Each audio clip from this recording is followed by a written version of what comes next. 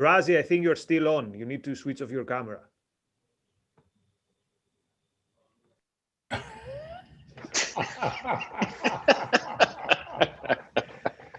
Gentlemen, I think we're on air. Great. Who's kicking it off? Jonathan. All right, well, let's get down with it then. We're still on, and we're welcome. We're happy to be on, and thank you. Welcome to the Daily Objective. Somewhere out there, the Lord Emperor Razi is pulling the strings, making it all happen, but we're delighted you're here and joining us on a really interesting day. You know, it's the Ayn Rand Center UK, of course, and we have a topic of interest to those of us in the UK, but also those of us around the world, and particularly about privatization.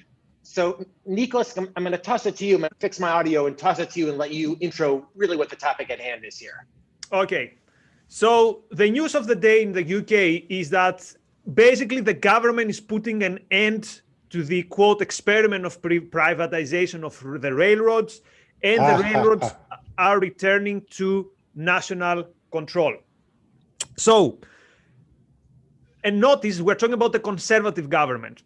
So, a bit of a background. So the rails in this country were built privately, but at some point, I think in the 40s, they were nationalized, and everything was under national control, which means the tracks, the stations, and the trains. This changed during the last years of the consecutive conservative governments that started with Thatcher and then continued with John Major. And just before Labour came back to power, many of the parts of the railway system were privatized. So you have different train companies running different lines. Now, today the government announced that it brings the whole of the system again under national control, and it's going to be called the Great British Railway. What this means is that the government is going to control the rails, the network, the tracks, and now also the tickets, and also it's going to control things such as timetable and all that stuff. So there will be private companies who will be literally running the trains, but that will be it. So they will have zero control on the system. All they have to do is to run the trains with guidelines set, prices, ticket prices set by the government. Now, why is this happening? Because apparently the old system was, quote, confusing. That's what the government said. And before I throw the ball to you, just to say one thing. Railroads were definitely not a well-operated thing in this country. So there have been many cases where I travel from Greece, and it's cheaper for me to travel from Greece to the airport than travel from the airport to my place with a train. And the idea was the government said, look, people were not happy. Therefore, now we're going to make the system better, but also cheaper, because now it's not going to be for profit. It's going to be for the public interest. So that's my introduction. Looking forward to what is your take. Nikos, I'll jump in and just say I'm a little bit disappointed, because even as an American, I'd always been in awe of a move in Europe and in the UK towards privatization of infrastructure. You know, privatization of like the post office is private or privately run in effect in the UK. There are privatized roads in the UK and in Spain, for example, highways. So I was always in admiration. Now it sounds like very often, like in so many cases, what is privatized is not really privatized. Some elements of it are privatized, some elements are not, and then they blame the privatized part, and the whole thing is say, see, the capitalists fucked it up, we have to take over the whole thing. My guess is that's probably what happened in the UK. But I think it's a terrible move forward, because we're going through in the US here this big thing, we got to spend a lot of money for infrastructure like railroads. And now more than ever, we should be following what you did back in the 70s and 80s under Thatcher, privatize some of that stuff. I mean, the MTA in New York City, the subway, privatize that, sell it to Disney or Tesla, whoever. Stop it being a government obligation. It sounds like you're moving in just the opposite direction in the UK. And just to clarify something on how it's exactly what you said, it's not that the system was private.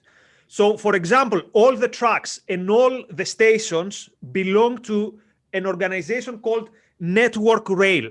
Now, this was a de facto state-run organization, but for reasons that have to do with the government, maybe under European jurisdiction, not being able to subsidize national industries, it had a very gray area status, but it was by no means a private enterprise. So still the government was basically running the railroads. So my message here is today is not a big revolution in any way. It's just that the conservative government saying, de facto now we understand that the best way to run the railroads is under the state auspices.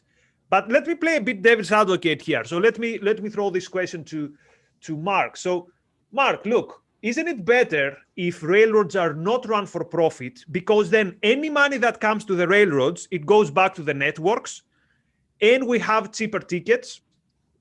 And am I not better off with that? So instead of the money going to the pocket of the CEO, it goes back to the trains. Therefore, we're all happier. So what's wrong with that? And why do you capitalists want to privatize infrastructure? Well, I think because privatization means you allow the price system to operate. And that means that companies can actually compete with each other for services. And that puts a downward pressure on prices. If prices are rising in a quote unquote privatized industry, I can tell you right now, it's probably not privatized. I know here in the United States, there were different train companies that were disturbed by the fact that some lines were private and competing for prices, and so they combined in trusts to try to control prices and gain what they monopoly over the market. They could never achieve that in private. See, they wanted to maintain high prices all the time, or what they called stable prices. But these upstart, little lines were coming up and charging far less and competing with them. So they realized they couldn't do this privately, so they formed the ICC, the Interstate Commerce Commission, and these people were basically a commission of private companies that got together and decided to collude with each other on prices, which I'm sure is what was happening probably in England. I don't know that for a fact, but if prices weren't falling, there's really no competition between the two to exert a downward pressure on prices. So look, when competition is happening, it's consumer friendly. Those prices are going to go down, and the CEOs of these companies are going to have to figure out ways to cut costs, in good ways in order to maintain their roads and attract people to their business. So yeah, and I'll just throw in too. I mean, Dr. Yaron Brook always makes the point about, I guess Carnegie had the kerosene market locked up, and who competed kerosene out of business was Edison with electricity, right? In terms of it, who could have seen that? So, who says we, i.e. the British people or the American, we need railroads anymore? I mean, in an age of Uber, in an age of Lyft, in an age of internetworking small types of railroads, you have networks of infrastructure pick up immediately that's price sensitive. I mean, when you think about the Uber kind of, it's such wealth creation, right? When you think about it, it's almost, you can't remember life before it. So just this implicit idea that we, the people, need to have this monstrosity. I mean, do we need to have vaudeville theaters still, the people? Do we need to support that? I mean, maybe railroads are just a thing of the past, but our government, Edison killed those too, by the way. Edison killed those too. Edison killed those too. But here's what I'm saying right here. I mean, this idea that we need government to run the railroads, why should there even be railroads, let alone government involved in that decision? Well, they have to be, because when you see, for example, in Europe, the government's banning short-haul flights. So the idea is if you can go there by 2 hours and something by train, there shouldn't be a flight operating. So that was a new thing in France, and I see it expanding everywhere. So again, it's such a skewed market that it's impossible to try to untangle what is happening. But for me, what is more interesting here is what are the ideas behind that? Why is this happening under a conservative government? And I want to share a story. December 2019 was the elections in this country. On the one side, there was the Labour Party with Jeremy Corbyn, who was considered the radical socialist. On the other side was the supposed neoliberal and pro-unfettered free markets Conservative Party. That night, I was watching the elections here with some colleagues. All of them were leftists. Some of them were actual labor activists. So the Tories triumphed, and all the people here were very, very sad. And because I'm a good person, I felt for them, and I told them, look, don't be sad, because you don't realize it, but you have won. You have won a long time now. You've won the battle of ideas, unfortunately for me. And when your victory is established, I'm looking forward to get the hell out of here, but you've won. You will see it in time that even this government that you consider that it's the neoliberal government, no, they are afraid of their shadow, and you are not on power, but your ideas are on power. And indeed, what do we see following? We see the Labour Party, we see the Conservatives imposing environmental regulations that the Labour, it's not that far from the Labour program, banning non-electric cars 10 years from now, banning plastic straws, and now doing this. So, and the question is this, what are the ideas that made the Conservatives accept this? And it's a couple of ideas. The first is that cheap transport is a right. If you accept that cheap transport is a right, and I am stripped of this right, then yes, of course, the government needs to protect my rights, so the government needs to give me cheap transport. Why do I have this right? Conservatives don't care about this type of question. Another question is that the government's role is to make sure that the economies run smoothly. So both the left and the right agree on that. Well, can I jump in and ask you? I mean, like, for example, in America, people often say we can't privatize the post office because there is something in the Constitution about postal service. Now, it could be privatized on some level, but for example, is there something in the UK, political documents that says, oh, people have a right to get around at the public expense? No, there's not in the documents, but it's in the document that counts, which is here. In people's mind, this is something very, very strong. So that's what makes the difference. So what you have basically is a collision of two central planners. Labour central planner says rail should be nationalized and run by the state. The Tories are saying, the supposedly defenders of the market, saying rails should be nationalized, run by the state, but the actual trains can be private. So that's their difference. So what you have is conservatives who view freedom as an interesting hobby. For the conservatives, freedom is like this nice, expensive suit that you wear every other Sunday if the weather is nice to go and play golf. But then you put it back in the closet because, what ideas are not to be taken seriously. Ideas is for whenever a think tank is inviting us, and between champagne, we talk about freedom because we want to gain some votes. And by the way, please, free marketeers and liberals and all that, don't whitewash these people. Don't invite them. I mean, it's disgusting. It's disgusting. Before the elections, you give them this legitimacy that they're pro-freedom. And then after elections, you see what is happening. So I don't want to name names of politicians that usually parade in these think tanks. But anyway. Nikos, I was going to say, it doesn't strike me as a driving motivator that you have a right to transportation. Otherwise, they would probably allow other forms of transportation. You have to get around with the community in mind. So there's still the sacrifice for the whole, for the collective, for the community, and for the earth. And the way that the elite planners see to do that is to get around by train. Give up your car, give up the airplane, give up the things that use all those fossil fuels, and start traveling with the community in mind. So definitely collectivism is I'd say the modus operandi of both parties. Can you make, Nikos, you live there. Can you make the practical argument? You're making the philosophical argument. And by the way, thank you, Mary Aline. Thank you, Emily. Thank you, Klana. Thank you all for your super chats and participation, subscribe, etc. But, Nikos, can you say, for example, like, here in America, we say, well, if you wanted to send a piece of paper, a document that was important, you would send it Federal Express. You wouldn't put it in the mail. So can you make that same type of idea, that practical argument in the UK and say, look, the privately run enterprises are always better, more efficient, more reliable than the so-called ones for the public good? It's not easy because what are the privately run enterprises? So the role of the state is now so big in everything, particularly with COVID. So the government was practically running the trains throughout this period. And in a way, it made sense. I traveled to Greece 3 times from the start of the pandemic. Both of these 3 times, when I was going to the airport, I was alone on the train wagon. And I'm talking about train wagons that back in the day, it has happened that I had to travel standing because it was so full. So that because of the lockdown and all that stuff, the trains have been empty for a year, more than a year, but somehow the trains had to keep running because, again, you have a right to transport. And therefore, the government has de facto nationalized them anyway. So I cannot tell you, check these 2 companies because, again, it's even if you put on Google, does National Railway, is it a network which is private or public? This is the company which is running which is owning the tracks.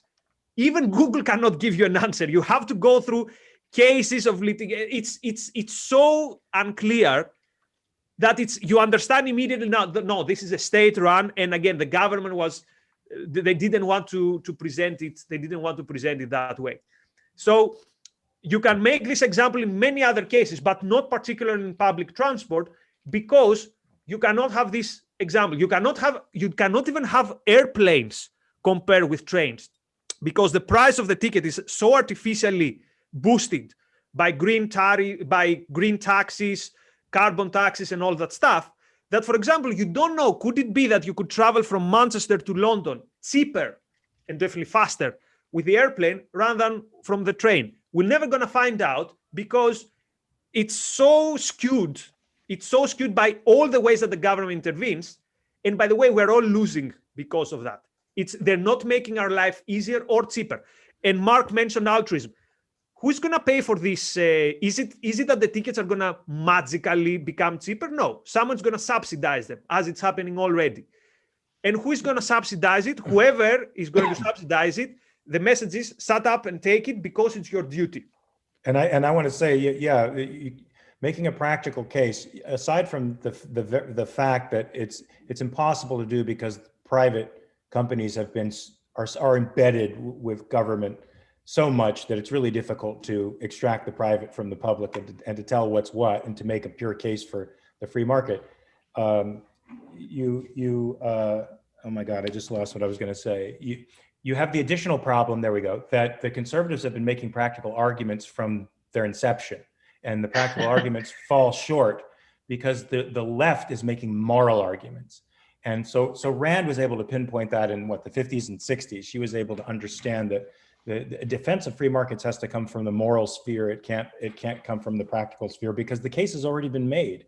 I mean, it's practically at perceptual level. All you have to do is look around you and see the astounding. I just feel like, in a weird way, something like a delivery service or infrastructure is an easier way to make that practical case than healthcare, because it's so. And thank you, LMH. Thank you, Mary-Elaine. Mary-Elaine points out, bureaucrats have no bloody idea how to build or manage infrastructure. So at a time of Uber, where something like a train is really not as much importance as it used to be, right? I mean, you could have used to said that, like, oh, television, there's only 5 stations, there was a monopoly, there was only one railroad, there's a monopoly. There's so many choices. Can't people just say, we don't need government involved in the railway at all. It's actually a real suck.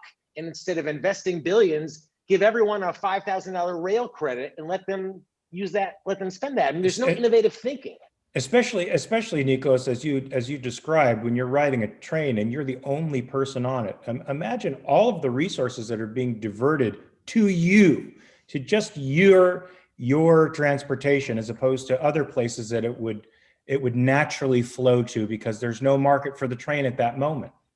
It's just something that you don't see. We did the same thing here in America because we literally kept the planes flying during COVID. Remember, our government in the US spent, I don't know how many hundreds of billions, you really forget counting at some point, because they don't want to see people laid off. So same thing, Nikos, kept the planes in the air. You might as well have taken the money, gone out in the driveway and set it on fire, because you're just destroying wealth at that point. So what is so frustrating, Nikos, is just like over here in the US, the conservatives, the so-called defenders of capitalism, are anything but. Only objectivists, only Ayn Rand Center UK, are the voices in the UK and around the world defending creative, innovative, moral, workable ideas.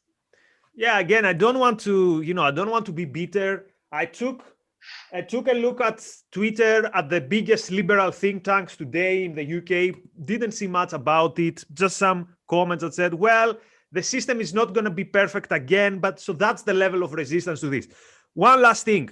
I've mentioned in the past, and I'll keep saying it, the biggest injustice in this country is that Jeremy Corbyn is not prime minister. That's exactly what this country deserves. That's exactly what the ideas of this country deserve.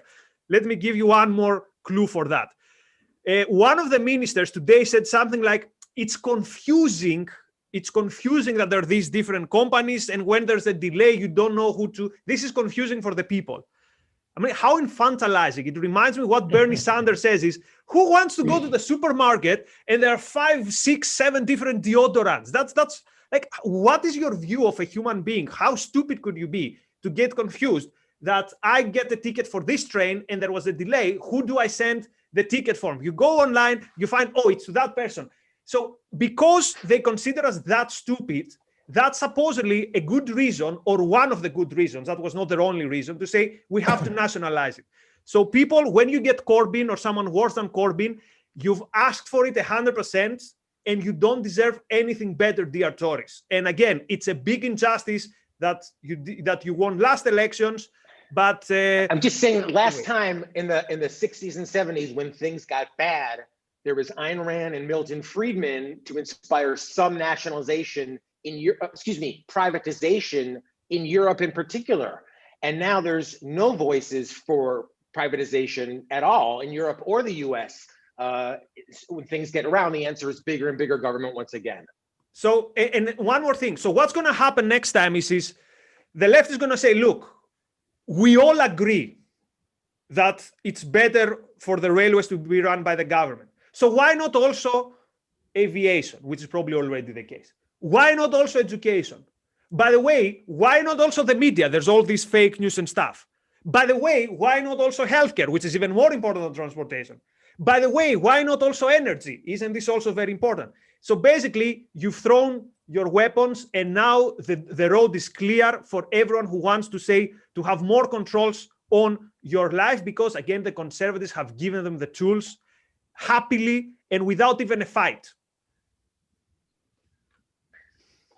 That's right. Well, you can't fight people you agree with. Yeah, I mean, I think it's such a funny stingy student on the chat here. We have a very active chat with Stingy and Christopher, and Sammy is bored again. A lot of great participants, and we love seeing you. We love this community that joins us every day for the daily objective, every week for the weekly objective, and it's a global community. We don't hide away from being globalists here. We appreciate that. And Stingy says, she says just 5 or 6 deodorants, and it's so true. I mean, Nikos, what you're describing is that disgust at so many, Bernie Sanders disgust at so many choices. That's what my friend who lived in China for many years in the 90s came back and he said, oh my God, who needs so many choices of so many cereals? And that's the abundance of capitalism. That's the abundance of markets. But in so many milieus of the economy, like infrastructure, there's just no slice for entrepreneurship at all. There's no slice for privatization at all. So at the same time that private companies are literally building rocket ships, going to the moon, I mean, Elon or one of these guys, Bezos, just auctioned off a seat on his trip to the moon. They don't think that he can run a friggin' train. He can. They just don't want to give him a chance. Hey, but you know what Bernie Sanders what reality Bernie Sanders has to confront when he sees all of those different products aligning a shelf? He has to confront the fact that his socialist determinism isn't real, that people actually have free will and choice, and they are captains of their own destiny. And if he had to acknowledge that simple moral fact, then he'd have to dethrone himself as our elitist overseer. I think these are words to close the show by, because again, they capture the essence of what is happening. Okay, have we got any announcements by our Lord Emperor, something that he wants us to tell people? Let me just remind, if there's anyone who hasn't watched the debate the other day between Yaron Brook and Ashley Frawley on capitalism versus Marxism, I rewatched it today. That was such a good fun. And we're going to have more of Yaron. Next week, he's discussing with Zubi the issue of tradition. Oh, great. I love that. And also, you know, also, Aaron Smith has an interesting podcast with Don Watkins on value philosophy. And I just wanted to give a plug to Alex Epstein. He did a testimony before Congress that is a must-see. Every minute of it is a lesson in philosophy. He schooled those suckers. Beautiful. Good. Yeah, and so you mentioned Don Watkins. So next week the communication bootcamp begins with Don Watkins. So this is for members only. So basically, what we're giving you is for the price of 2 lattes or whatever coffees people, God knows why, buy today, overpriced stuff that tastes everything but coffee. Come on now, people have values. Yeah, okay, but that's my personal take on coffee. So for the price of 2 of these things per month, you basically get one-on-one communication tutoring from Don Watkins. If you don't know Don Watkins, check him out. Check out his newsletter. Check out his free sources. The guy is such a clever person in understanding how communication works that quite often I see the stuff that he puts out in the internet and I say, this should not, how is this free? Anyway, so we're bringing this guy to you again, only for Ayn Rand Center UK members. So go to ARC UK/membership and become a member. As if this is not enough, Monday, we have the premiere of the HBTV. What is HBTV? You probably know HBL, if you're an objectivist, the Harry Binswanger letter.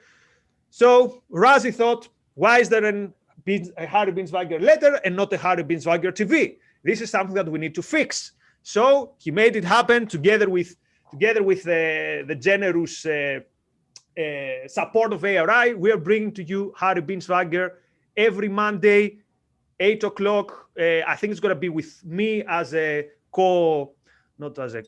someone there who's going to throw him the ball, and he's going to teach us philosophy and its application in its application in life. So plenty of stuff happening. There's zero reason. Can I just say, Nikos, that is such a huge opportunity. I mean, you know, Harry knew Ayn Rand, worked with Ayn Rand, did a book with Ayn Rand and under her tutelage. So, you know, I remember in the 80s and 90s, we used to pay $100 just for a friggin' VHS or 8-track with somebody like Harry talking. So to be able to interact with him in a Zoom type environment is so awesome. And everyone should become a member of the Ayn Rand Center UK to take advantage of this type of gold. It's more going to be on a YouTube environment because on the Zoom studio, it's going to be me and him. But people can ask questions via YouTube, by Super Chat and all that stuff. Exactly. And again, this is not free.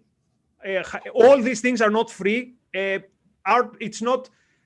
Anyway, we don't want to give details, but it's not free. So if you want more of that and keep supporting us, we really appreciate it. But also, this is the fuel that makes us all the time giving more and more stuff and providing, hopefully, more and more value. On that happy note, let's go to Clubhouse. Gentlemen, great to see you. Bye, everyone. Peace.